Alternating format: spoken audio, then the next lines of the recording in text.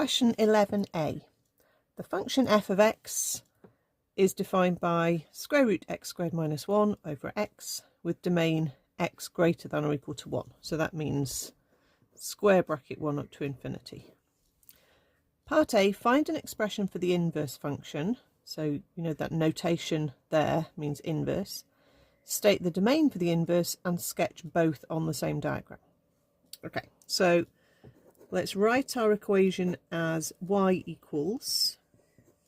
I'm going to swap the letters to begin with. You may equally swap the letters at the end. You'll still get the same thing. So if I swap my x and my y's at the beginning, it looks like that. What I need to do then is rearrange to get y on its own. So I'll bring the y up from the bottom to start with. That's the logical step. Then I would need to square to get rid of the root. So if I square the other side, that will give me an x squared y squared on that side. And then I need to make y on its own. So I need to get the y squared terms on the same side. Luckily they're both y squared. It's much trickier if it's a y squared and a y on its own, because then you've got to complete the square. Here, I think I'll move the 1 across to make it positive, and I will bring the x squared y squared back like that. Take y squared as a common factor and divide down, so I end up with 1 over 1 minus x squared is equal to y squared. And then I just need to square root.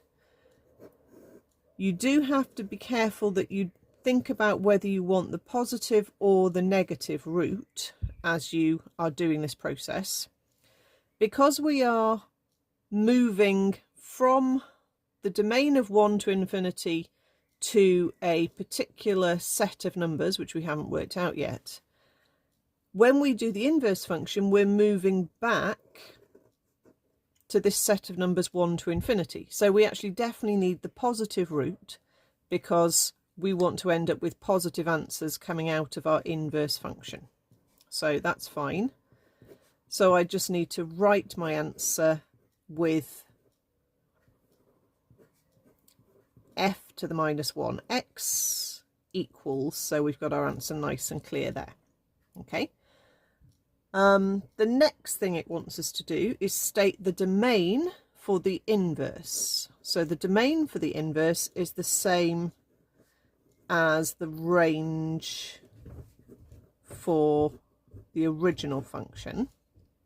So let's have a go at working out the range of the original function. It's not the one that we know looking at it just off the top of our heads. But let's try working out with different input values. So I'm allowed to use an input of 1. So f of 1 would give me 1 squared minus 1, which is 0, over 1, still 0.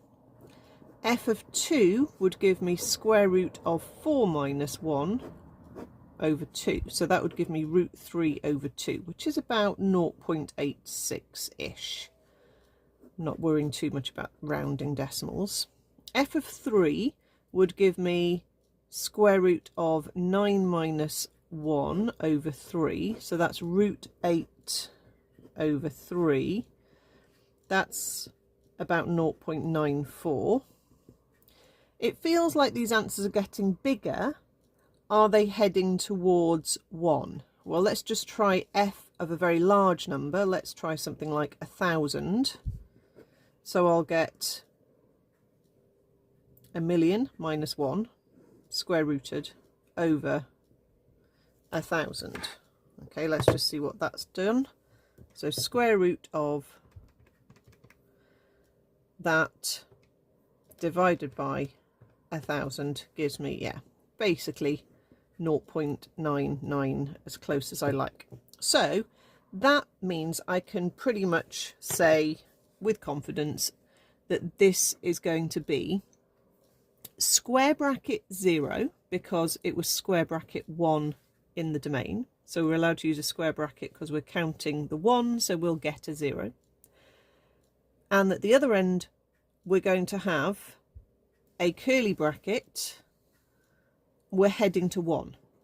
So we're going to have square bracket 0, comma, curly bracket 1.